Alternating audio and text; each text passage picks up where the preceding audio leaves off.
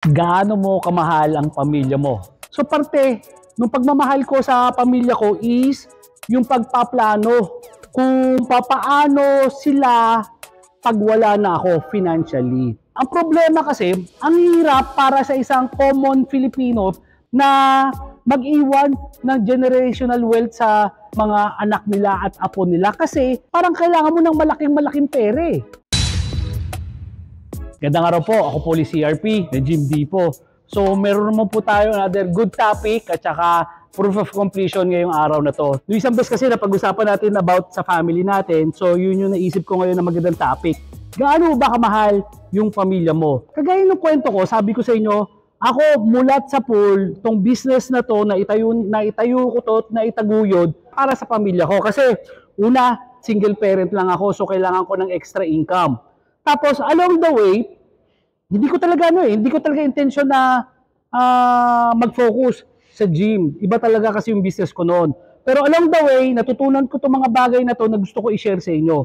So ngayon, nagsikap ako maigi. So from 30 square meter na gym, napalaki ko po yung mga gym natin ngayon na pinakamaliit natin na gym ngayon is 800 square meters na nasa Tarlac. At saka pinakamalaki natin, 1,200 square meters nandito sa Cavite City. So from 30 square meters, naging ganun na kalalaki. So ito ngayon yung mga natutunan ko sa gym business na gusto ko i-share sa inyo. So parte nung pagmamahal ko sa pamilya ko is yung pagpaplano kung papaano sila pag wala na ako financially. Siyempre, gusto natin na yung paghihirap natin, yung pagsusumikap natin para sa pamilya natin is mapakinabangan nila ng matagal or better yet, mapakinabangan nila kahit wala na tayo. So yun yung sinasabi ko, generational wealth. Although yung generational wealth na topic na yan is hindi siya original dito. So yan, napanood ko rin yan sa Amerika, tinuturo sa mga bata yung generational wealth. Pero dito sa Pilipinas kasi, although hindi gaano tinuturo yan, ang problema kasi, ang hirap para sa isang common Filipino, para sa isang Juan de la Cruz, na mag-iwan ng generational wealth sa mga anak nila at apo nila. Kasi parang kailangan mo ng malaking pera para makapag-iwan ka ng mga ganon. Yung parang kahit wala ka na, buhay pa rin sila doon sa interest, sa passive income, sa investment na iniwan mo. Pero tayo, bilang common na Filipino, parang ang hirap, no?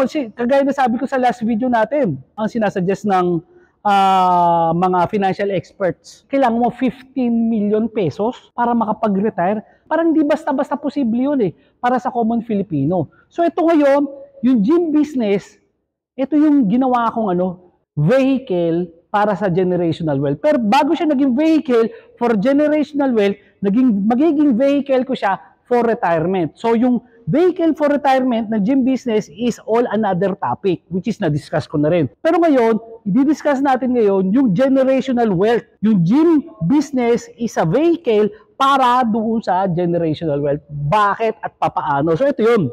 Yung generational wealth, yung kahit wala ka na, meron ka pa rin maiiwan na financial wealth para sa pamilya mo na magagamit nila hindi ng isang generation lang, hindi lang ng anak mo, ng apo mo. Okay, perfect example kasi nito is yung gym business.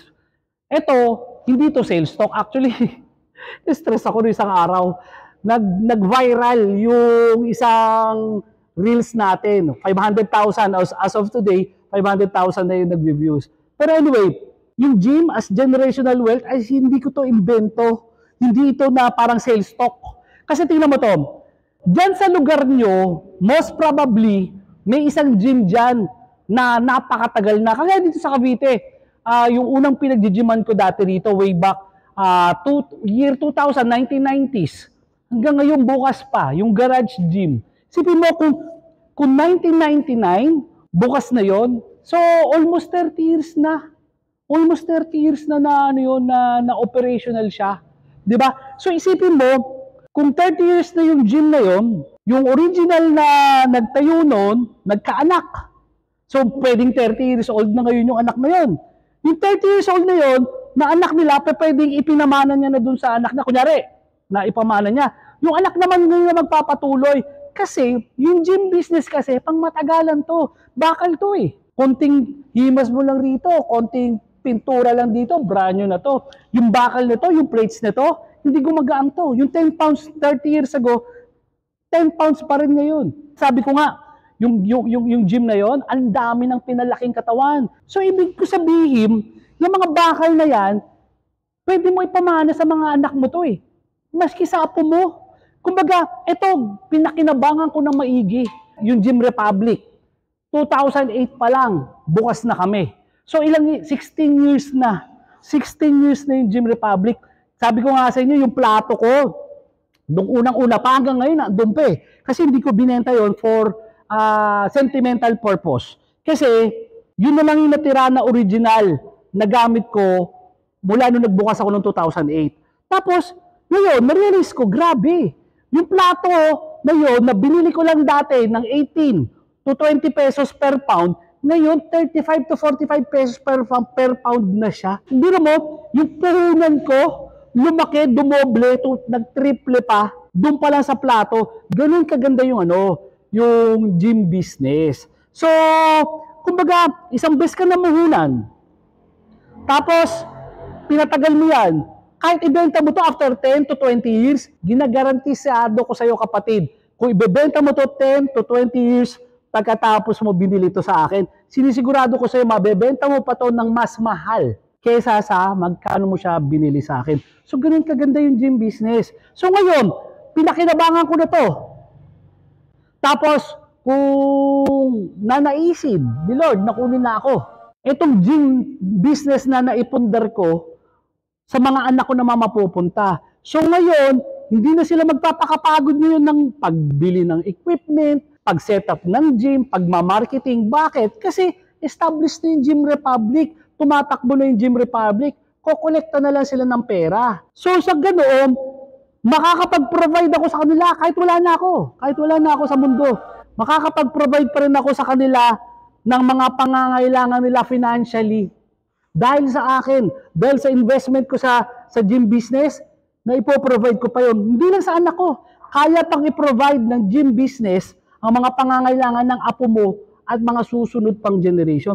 Gaano kaganda yun? Di ba? Gaano kaganda yung negosyo na yun na hindi mo maikukumpara sa ibang negosyo. Kasi itong negosyo to, pang matagalan to. Pang matagalan to. By the way, bago natin ituloy, nalimutan ko, banggitin natin itong proof of completion natin para kay Sir Christian Kujamat ng Zone 1, Kampaasan, Bulalakaw, Oriental Mindoro. So ngayon, ibang lugar na naman tayo. So sa Oriental Mindoro tayo. So itong order ni Sir Christian is package B na may dinagdag na adjustable utility bench plus selectorized plate. So, yung unang-una rito sa package B is yung Super Rack with crossover. Birang-bira natin to ma-feature tong Super Rack with crossover na to. Pero ito kasi basically is original design sa Gym Depot at Super Rack lang talaga. So sa Super Rack, pwede ka mag-lat pull down, pwede ka mag squat rack, tapos kung meron ka adjustable utility bench, lagay mo to rito, pwede ka mag-flat, incline, decline, bench press, at saka shoulder press. Tapos dito, sa Super Rack, may kalahati ng crossover. Pero, upgradable po ito. So, sa lahat na nakabili sa akin na Super Rack at saka ng RP Smith machine, lahat po yan is upgradable. Pero pwede nyo bibili na lang itong taas at saka itong poste na to para mabuo ngayon yung cable crossover mo. Pansinin nyo, sa mga nakabili sa akin ng mga Super Rack at saka Smith machine, may mga nakaabang po tayo na bakal na ganito na may tornilyuhan, ikakabit na lang. So plug and play lang to. So ngayon, yung Super Rack lang is naging Super Rack with crossover. So ito, buo na to, pwede kang mag-crossover. Over 50 exercises ang magagawa nito. Tapos pwede itong gamitin ng 5 tao, sabay-sabay. So, kung nalalakyan ka sa space na kinakain nito, liliit to pag na-imagine mo kung ilang tao yung sabay-sabay na makakagamit, tapos imagine over 50 exercises ang kayang gawin. So meron din tayong leg press, preacher curl, plate rack. So may kasamang plato to, abdominal bench, tapos yung standard na mga bench press natin, flat, incline, decline bench press, Tapos, 2 utility bench. Pero itong isa is dinagdag lang ni Sir Christian. So, meron dito yung dumbbell rack. So, may kasamang dumbbells to. So, ito po yung bumubuo sa order ni Sir Christian. So, yung kagaya ni Sir Christian na nagsisimula sa negosyo. Actually, sir, tong investment mo na to is pangmatagalan. Yun yung gusto ko i-emphasize lagi sa mga kliyente. Tapos, kanina nalimutan ko, parang si Sir Albert ata ang nakausap ko from Pangasinan. Pampanga. So, natutuwa ako kasi yung conversation namin humaba. Sabi nga niya kasi, may mga napagtanungan na siya na ibang fabricator. Binibentahan siya ng gym equipment. Okay naman yun, walang problema. Pero kasi, para sa mga nagnenegosyo, sa gym business, hindi lang yung equipment ang importante. Ang importante, higit sa lahat, is yung know-how. Yung alam mo kung paano magpatakbo ng gym business. Kasi otherwise, para kang kung wala kang know-how, walang magtuturo sa'yo, paano magpatakbo ng sarili mong gym business, para kang barko na lalayag sa dagat, may destination ka, pero hindi mo alam paano ka pupunta. So, maaring matagalan ka sa pagpunta doon sa destination mo kung walang nag-guide sa'yo. And speaking of that, shout out uli kay Sir Rafael Estuye ng Sorsogon kasi nakakatuwa kasi nakaka-flatter na alam mo yun na nagiging parte ka dun sa success story ng kliyente mo. Kasi kagaya ni kung di nyo pa napapanood yung video ni Sir Rafael, panoorin nyo po. So nagsimula lang siyang maliit na gym business. Tapos ngayon, nag-expand siya in less than 1 year. Lumaki yung pwesto niya.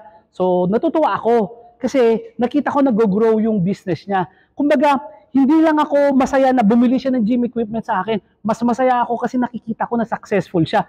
At si Sir Rafael is another success story ng isa sa mga kapatid natin na OFW.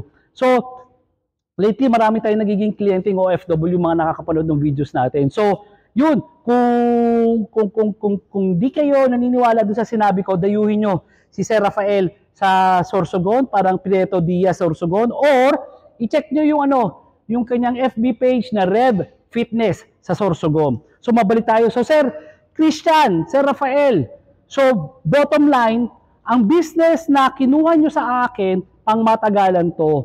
Gusto ko ma-appreciate nyo, gusto ko na malagay sa isip nyo. Nang sa ganon, yung pagpaplano nyo, hindi lang short term, hindi lang yung para sa atin o sa inyo.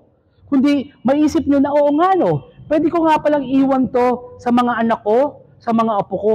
So yun yung mas, alam mo ba, na parang mafulfill yung pagiging padre de pamilya mo kung nakakapag-provide ka sa pamilya mo habang buhay ka.